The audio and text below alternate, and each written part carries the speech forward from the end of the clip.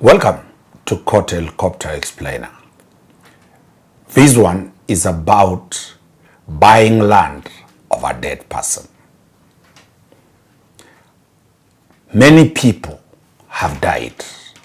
Succession has not been done. The wife or the widow or the children decide to sell the land. And they do an agreement, sell agreement telling you, you will be given your title deed when succession has been done. Have you bought land from a muzee's wife and the muzee died?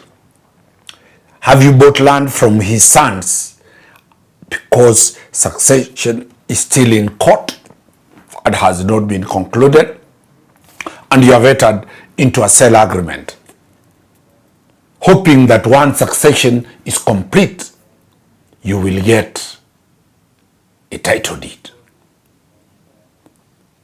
2, when your father has died or your mother has died, have you sold his properties? Have you taken a cow to the market and sold your father's cow? Akwani kuna nini? Si dadi amekufa. This cow belongs to me. Have you sold a goat of your dead father? Have you cut a tree belonging to your father and sold it? Have you leased that land because your father is dead and you're in the US? You are not able to dig the land. You are not able to pluck the tea. You are not able to pluck to get into harvesting of the maize because your father or your mother is dead and you are out of the country. You lease that land. That is what is called intermeddling. It is a serious issue. 80% of people who have bought land from people who we call busybodies. Yes, they are the wife of the deceased. Yes, they are sons of the deceased. Yes, they are daughters of the deceased. But they have not done succession or they have not completed succession. Do you know you are having a paper, that sale agreement? Do you know you have committed a crime under Section 45 of the Law of Succession Act called intermeddling? Do you know the DCI will arrest you? And you'll be asking, why will I be arrested? This is the property of my father. He died. I'm his son. We are his family. Why can't we sell cows? Why can't we sell trees? Why can't we lease the land to be dug? Because we are our children. We are his children. We have a burial permit. We have a death certificate. We have a birth certificate showing we were born by him. You are lying to yourself. Munajidanganya. You have committed a criminal offense under Section 45 of the Law of Succession, which is called intermeddling. This is not only the one who sold, even the one who bought that cow, the one who bought that land, the one who bought that tree, you have also committed an offense. Both of you are supposed to be arrested and be charged. Our crew, Cyrus and Bramwell and Vivian, got so many questions from what we did yesterday about selling of ancestral land. And this was the question. Can somebody sell land before a grant of letters of administration? This is what the court faced in the High Court of Kenya at Machakos in succession cause number 215 of 2013 in the matter of the estate of Kilonzo Mbwala Ngesu, dead person deceased. Francis Musyoki Kilonzo and Francis Nduku Wambua. They were the petitioners or applicants versus Vincent Mutua Mutiso, the respondent, the person who was called an intermeddler. What is the issue? The application is supported by an affidavit. It says, by general summons dated 29th April 2013, brought pursuant to provisions of Section 45(1) and 47 of the Law of Succession Act and Rule 73 of the Probate and Administration Rules, the applicant seek issuance of restraining orders against Vincent Mutua Musiso, the respondent, from intermeddling and or interfering with the land parcel Iveti Mungala 943 being part of the deceased estate. What are the facts? The application is supported by an affidavit by Francis Musyoki Kilonzo, who has authority from the others to file this property. They are saying that the respondent, a person not related to the deceased, has unlawfully entered into the deceased's property and is now drilling a borehole and committing other acts of wanton destruction. That it is expedient for the court to grant orders preserving the estate of the deceased. The children of the deceased went to court because there is a third party. He's not a brother, he's not a sister, he's not a cousin, he's not related. He's on their land. He's drilling a borehole. So they want the court to stop. Paragraph 3. Vincent Mutua Mutiso says that he purchased the parcel of land in issue from the petitioners, from these sons herein, who needed money to purchase an artificial lake for the first applicant, that is Francis Musyoki Kilonzo. He had a problem with his lake. So they requested Mutua Vincent, buy this land, give us money, we buy an artificial lake for Francis Musyoki Kilonzo. And also to secure the release of the second applicant, Doris Kazinduku Wambua, the grandson, from prison. So the first one, Francis, and his father died. He had a problem with his lake. He needed money to buy an artificial lake. The second sister, her son was arrested and was in prison. They wanted money to pay cash bail. They approached Vincent Mutua to buy the land. 70% of the land in this country, people call you and tell you, our father died, we have this problem. We have children who are going to school. Please, let us do an agreement, you pay directly school fees. Once succession goes, we'll give you land. Our person is in prison, there's a fine. Buy the land. We need food, buy the land. This is a replica of what is in every place. Following their mutual agreement, he started and occupied the land and started cultivating. Remember, the same people have turned against him and saying they don't know him. Paragraph 4. Further, Vincent Mutua Mutiso says that indeed they were the applicants who intermeddled with the estate of their father. However, he alluded to the fact that the sale agreement acknowledged the fact that the estate belonged to the father who is dead and the applicant's claim of authority to dispose it off. He viewed himself as a beneficiary of the estate by virtue of being a purchaser, hence sought his inclusion into the schedule of distribution. So he thought he had become a beneficiary.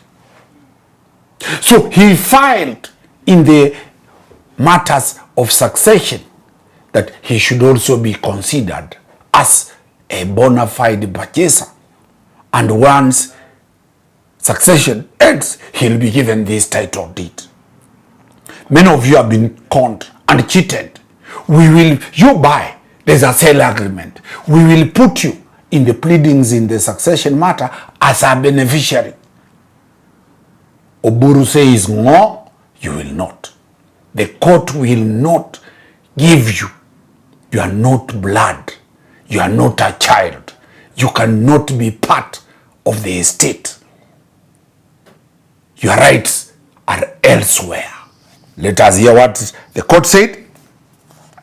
He, however, denied an allegation that he intended to drill a borehole on the deceased estate. He called upon the court to defend his interest as a purchaser's right. Paragraph 10. The judge says, it has been demonstrated that the deceased died on 1st of September 1987. In the year 2012, this is after quite a number of years, prior to the grant of representation being obtained, the applicants herein disposed of the deceased's property to the respondent. In 2012, the succession was in court. His sons sold this land to this person.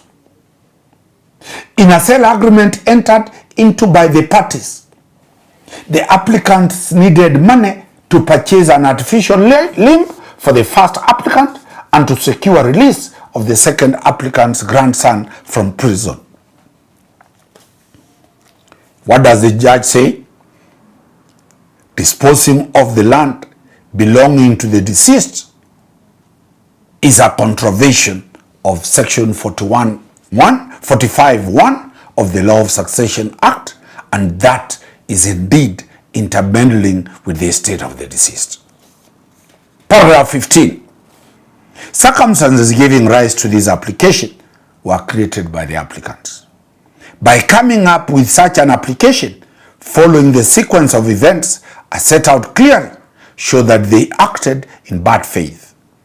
What can be envisaged from their action is intent to fraud. They knew the man who has bought land will be chased by the court. They obtained money by falsely pretending that they have land to sell. And they knew once the matter goes to succession, anybody who has bought land, you will be thrown out. So that's why the court said, no. The sons of the deceased had connived and planned to steal money by pretending that they were having capacity to sell this land. This is a case where both parties knowingly intermeddle with the estate of the deceased. Therefore, the respondent can equally not pose as an innocent purchaser. My God, what did the judge say? This court cannot protect both of them. All parties here ought to be arrested and be prosecuted pursuant to section 45(1) and 2 of the Law of Succession Act. The court ordered the sons of the deceased and the person who bought to be arrested and to be charged. Are you one of the sons of the deceased father, or one of the widows, or one of the daughters who has sold land and there is no grant of letters? My friend, you'll be arrested and be charged. Are you one who has bought land of a deceased person and you know very well there's no title these people have? They have filed matters of succession and you have entered into a sale agreement, being cheated that you have a claim as an innocent purchaser. My friend, you will be arrested and be charged under the Law of Succession, section 45(1) and 2 of the Law of Succession. What does section 45 of the Law of Succession say? No intermeddling with the property of a deceased person. 45.1. Except so far as expressly authorized by this act or by any other written law or by a grant of representation under this act, no person shall, mark the words, no person shall for any purpose take possession. You cannot take possession or dispose or sell or otherwise intermeddle with any free property of a deceased person unless there is a grant. And the grants are not issued by wazis. Grants are not issued in the village. Grants are issued by a succession court, a high court or a magistrate's court. So you cannot take possession of property of a dead person. You cannot sell, you cannot transfer the property of a dead person. You cannot intermeddle with the property of a dead person. You shall not. 2. Any person who contravenes the provision of this section shall be guilty of an offence and liable to a fine not exceeding 10,000 shillings or to a term of imprisonment not exceeding 1 year or to both such fine and imprisonment. That is a criminal matter. The worst is B. Any person who contravenes this person shall be answerable to the rightful executor or administrator to the extent of the assets with which he has intermeddled after, deducting any payments made in due course of administration. If you have intermeddled, you will have to return the money that you were paid. Elder brothers normally sell the land. The court will ask you to account to bring back the money that you received on behalf of the estate. If there was money in the bank and you colluded with the bank and you got that money, the court will order you return that money. If you collected rent from the estate of your father, and many do that, your father has properties of rent. You go after he has died, you tell the tenants, now pay to me. You know I'm the eldest brother, I'm the eldest daughter. That rent is collected and given to you. There was an estate agent who was collecting the rent. You tell them, give me that money. My friend, you shall account that rent. You shall return that rent to the estate. What is the lessons Wakili Danstan is telling you? Do not deal with the property of a dead father until you have done succession. The question is, what of if you have bought and the family does not want to go to do succession? There is the next episode that we shall be dealing of how do you deal with people who have failed to go to court to do succession. Remember, in this matter, Muse died in the year 1987. Succession was filed in the year 2012. Many people have never gone to do succession. If you go to Luo Nyanza, if you go to Western, if you go to Gusiland, if you go to Coast, if you go to Kambani, if you go to very many regions in this country, excluding Mount Kenya region, many properties succession has never been done. And people have bought land. They don't have a title deed. The original title deed is in the grandfather's name.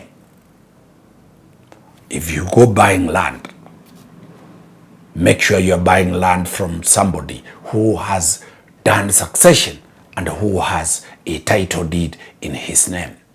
If not, you have not bought any land, you'll be arrested for intermeddling, and those ones who are selling that land, you stand to be arrested and be charged. Wakili Danstan Omari, always bringing it the way it is. Keep watching. We always bring it to you.